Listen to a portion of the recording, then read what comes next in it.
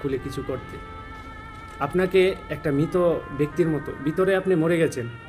18 বছর পূর্ণ হয়েছে যে সময়, ওই সময় আপনি ভিতর থেকে মরে গেছেন। একটি পুরুষ 18 বছর পার করলেই সে ভিতর থেকে মরে যায়।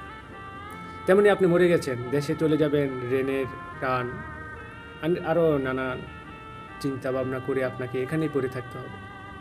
তো যাই করেন না করেন, নিজের সঞ্চয় রাখবেন।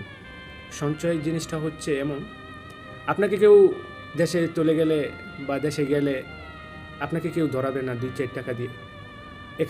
এখন থেকেই জমানো শুরু করুন। দেখবেন দেশে যে সময় চলে যাবেন ভালো একটা অ্যামাউন্ট পাবেন। তো আমার কথাগুলো ভালো লাগলে অবশ্যই সাবস্ক্রাইব এবং ফলো করে রাখবেন, এবং আপনারা কমেন্ট করবেন যে আমার ভিডিওগুলো কেমন হয়। তো আমি শুরু থেকেই শুরু করেছি, তাই প্রথম তো ইনশাল্লাহ আরও ভালো ভিডিও দেবো নেক্সট টাইমে। আসসালামু আলাইকুম।